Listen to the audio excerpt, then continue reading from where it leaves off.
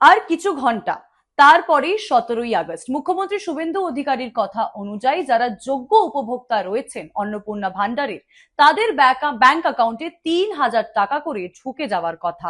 তবে কারা এই টাকা পাবেন, কারা টাকা পাবেন না? নমস্কার, কলকাতা টিভির পর্দায় আপনাদের সকলকে স্বাগত। সঙ্গে রয়েছে আমি আয়ুষী। 1 জুন থেকে শুরু হয়েছে অন্নপূর্ণা যোজনা।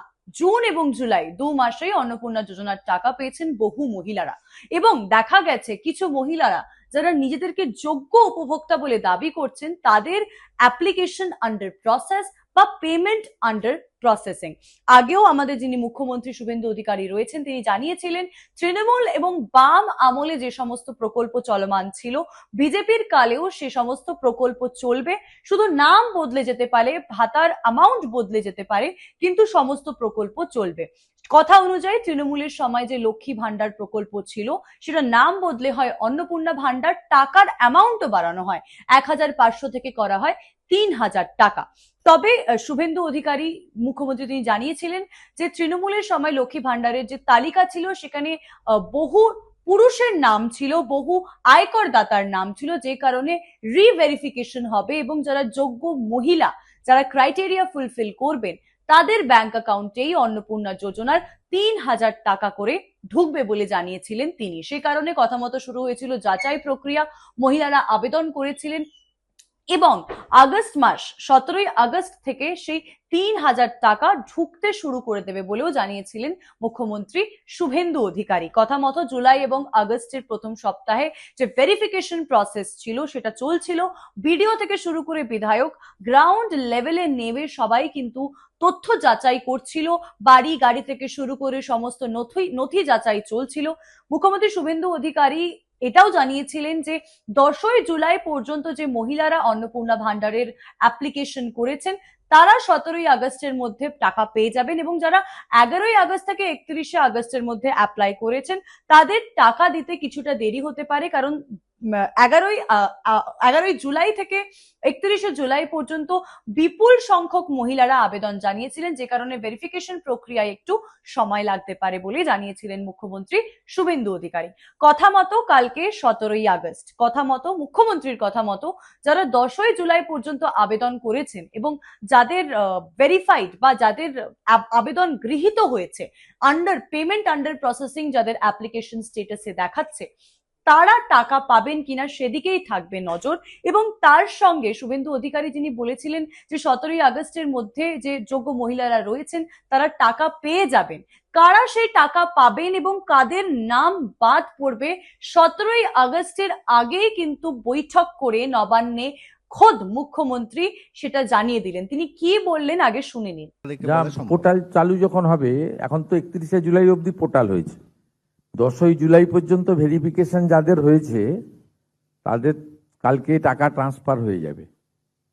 আর আরো 10ই জুলাইয়ের পরে যারা অ্যাপ্লাই করেছেন পোর্টালে, তাদের সবার ভেরিফিকেশন কমপ্লিট করতে পারেনি, অর্থাৎ ম্যাক্সিমামটাই হয়ে গেছে, আমরা দেখেছি। আর কারা কারা পাবেন না সেদিনকে বলেছি, এবং জুলাই মাসে যে 1,19,00,000 পেয়েছিলেন, তাতে যে অনেকের ক্ষোভ ছিল, সেখানে নিয়মে কিছুটা শিথিল করা হয়েছে। যেমন ওই 50 শতক যে জমির বিষয়টা ছিল, সেটা আগে পৌরসভা গ্রাম সব জায়গায় ছিল, এখন গ্রাম পৌরসভা সবটাই শিথিল করে দেওয়া হয়, শুধু কর্পোরেশন এলাকাতে। ধরুন কলকাতাতে যার 50 শতক মানে জমি আছে, হাফ একর, কলকাতার উপরে মানে এই কর্পোরেশন এলাকা 7টিকেই বাদ দিয়ে বাকিদেরকে আপনার শিথিল করে দেওয়া হয়। তারপরে আপনার 3 কক্ষ বিশিষ্ট ঘর, এটাও আপনার মূলত গ্রামীণ এলাকায় বা ছোট পুরসভা এলাকাতেও শিথিল করে দেওয়া হয়। এর ফলে অনেকেই, তাছাড়া ওদের ওই আপনার ব্যাংক অ্যাকাউন্টে গোলমাল ছিল, সেগুলো রেকটিফিকেশন করে মোটামুটি একটা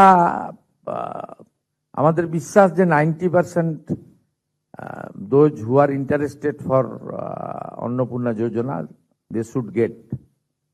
আর বাকি যেটুকু থাকবে তার জন্য আমরা পোর্টাল অন করে দেবো, মানে কমপ্লেন সাজেশন, মানে এ পাওয়ার যোগ্য নয় পেয়ে গেছে, এত বড় প্রসেস তো অ্যাপ্রক্স আপনার 1,80,00,000 কাছাকাছি অ্যাপ্লিকেশন, এবং মেজরটাই আমি পাওয়ার মতো জায়গায় আছে। আর অনেকের আধারের সঙ্গে অ্যাকাউন্টের লিঙ্ক ছিল না, একটু মানে যথেষ্ট সিস্টেমে ভুল ভ্রান্তিও ছিল।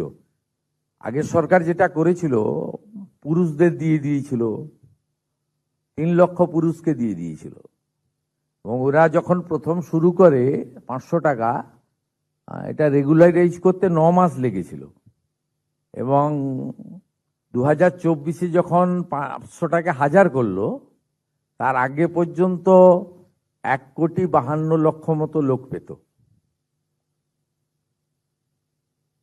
অতএব একদম যেমন ভাবে কিছু জনকে দিয়ে বলছিলাম না, গেল গেল রব তুলেছিল, এরা আমাদেরকে ভোট দেয় না। আমি নামগুলো বলছিলাম: শেখ গোলাপ,